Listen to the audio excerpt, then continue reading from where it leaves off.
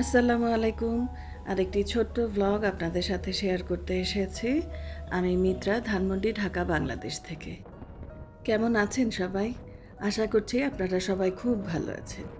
আমার গত ভ্লগে আমি শেয়ার করেছিলাম যে আমরা কুয়ালা পেরলিস থেকে বিশাল বড় একটা ফেরিতে করে লঙ্কাউইর উদ্দেশ্যে রওনা করে দিয়েছিলাম।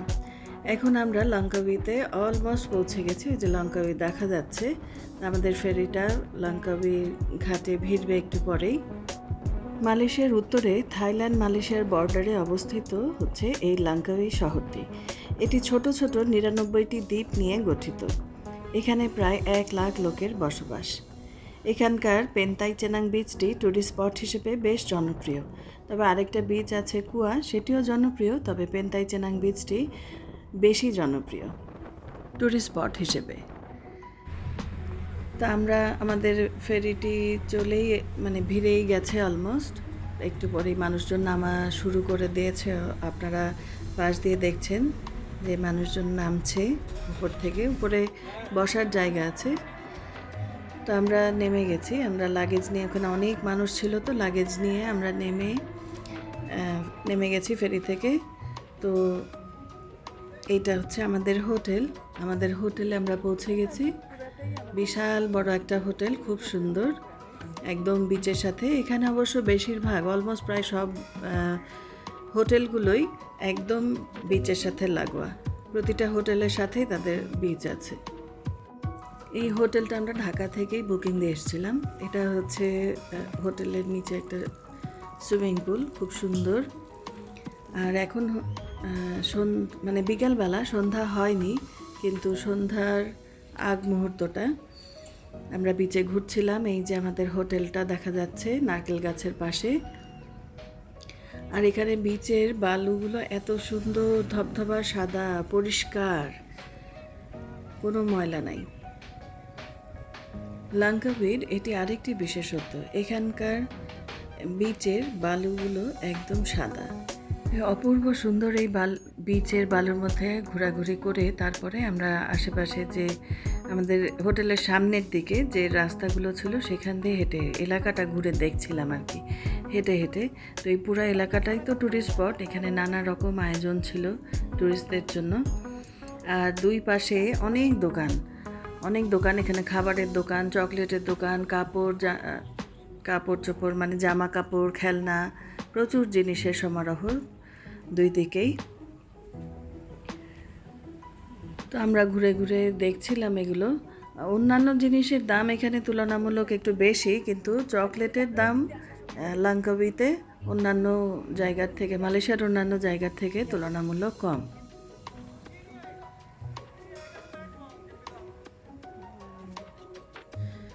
আমরা এখানে ৪-৫ বছর আগে একবার এসেছিলাম। তখন এখানে অনেক বাংলা খাবারের হোটেল ছিল এবং একদম অথেন্টিক বাংলা খাবার। সেগুলো খুঁজছিলাম, কিন্তু কোথাও আর পেলাম না সেই বাংলা খাবারের দোকানগুলো। তবে ইন্ডিয়ান খাবার ছিল, নানা রকম সি ফুড, থাই খাবার ছিল, মালয়েশিয়ান খাবার ছিল এবং অ্যারাবিক খাবার ছিল, আর এমনি অন্যান্য খাবার তো ছিলই। এইখানে হাঁটতে হাঁটতে এসে দেখলাম একটা জায়গায় ওনারা কস্টিউম পরে, বেশ ভারী ভারী কস্টিউমগুলো পরে মিউজিকের সাথে সাথে মানুষকে বিনোদন দিচ্ছেন। এবং তাদের সামনে কতগুলো বাস্কেট ছিল, এক একজনের সামনে যার পারফরমেন্স যার ভালো লাগবে তার সামনে মানুষ যা ইচ্ছা দিয়ে যাচ্ছেন। এইগুলো কিন্তু বেশ ভারী কস্টিউমগুলো ছিল।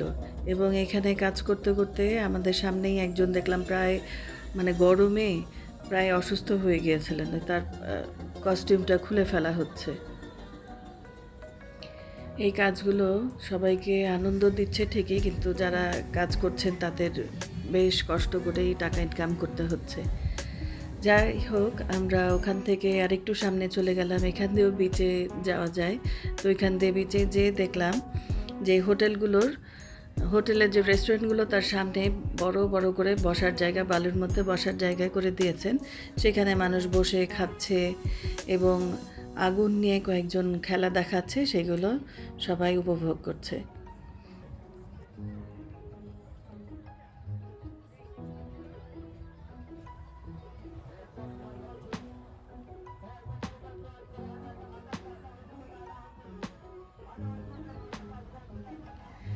এই এলাকাটায় তো সারাক্ষণই প্রচুর পরিমাণে টুরিস্টের সমাগম থাকে, তবে বিকালের পর থেকে অনেক বেশি ভিড় হয়, অনেক মানুষ থাকে।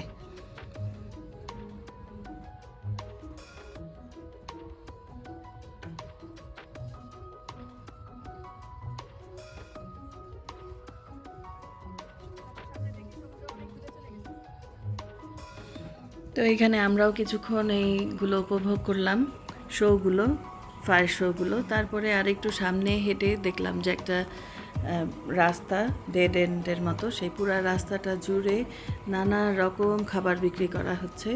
এখানে থাই খাবার থেকে শুরু করে অনেক রকম খাবার বিক্রি করা হচ্ছে। এই চাগুলো গরমের মধ্যে খুব মজা, খেতে ভালো লাগে। এখানে রং চাও ছিল, দুধ চাও ছিল, কফিও ছিল, মাত্র 2 রিঙ্গিত করে 1 মগ। এখানেই আমরা আমাদের ডিনার সেরে হোটেলে চলে গেলাম। তো এই সময়টা হচ্ছে ভোরবেলায়, আমি ভোরবেলায় উঠে গেছি। উঠে আমাদের রুমের বারান্দায়, খুব সুন্দর এক বারান্দায় এসে দাঁড়ালাম। বাইরের সিনারি এবং আবহাওয়া, মিষ্টি বাতাস সব মিলিয়ে মুগ্ধ হয়ে শুধু দেখছিলাম যে এত অপূর্ব, চুপচাপ এখানে দাঁড়িয়ে পরিবেশটা ভীষণ এনজয় করছি। তো মিষ্টি বাতাস, মানে এত পিসফুল, আর ভোরবেলা তো চুপচাপ, দূরে সমুদ্র দেখা যাচ্ছে গাছপালার ফাঁকে দিয়ে। আর এটা হচ্ছে সেই ব্যস্ত রাস্তাটা, দোকানপাট, একদম দোকান কতগুলো খোলা শুরু হয়েছে। যাই হোক, আমরা পরে ফ্রেশ হয়ে রেডি হয়ে আমাদের হোটেলের নিচে যে খাবারের ব্যবস্থা ডাইনিংয়ের, সেখানে চলে আসলাম। আমাদের রুমের সাথে খাবারের ব্যবস্থা, মানে ব্রেকফাস্টও ছিল। তো আমরা ব্রেকফাস্ট করতে চলে আসলাম। এখানে ব্রেকফাস্টে অনেক রকমের আইটেম আছে, যার যার পছন্দ মতো সবাই দেখে দেখে যে যা খাবে তাই নিয়ে যাচ্ছে।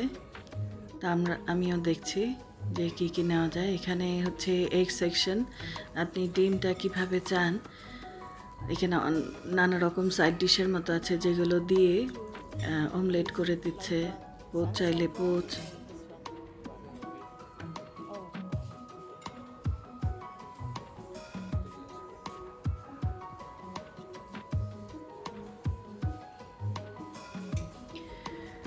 এই সামনে হচ্ছে একদম বিচের সাথে লাগোয়া রেস্টুরেন্ট। আপনি কেউ চাইলে মানে খাবার নিয়ে এসে একদম বিচের সৌন্দর্য উপভোগ করতে করতে ওখানেও খেতে পারবে। তো আমি দেখছি কি কি নেওয়া যায়, কি কি আইটেম আছে। জুস থেকে শুরু করে জুস, চা, কফি, সকালের নাস্তার জন্য আর কি অনেক রকম আইটেম আছে এখানে। এটা দেখলাম কাঞ্জি খায়। কাঞ্জি হচ্ছে জাউ, আর জাউয়ের সাথে খাওয়ার জন্য এখানে নানা রকম আরও কতগুলো পদ আছে, সেগুলো মিলিয়ে খাওয়া যায়। সসেজ,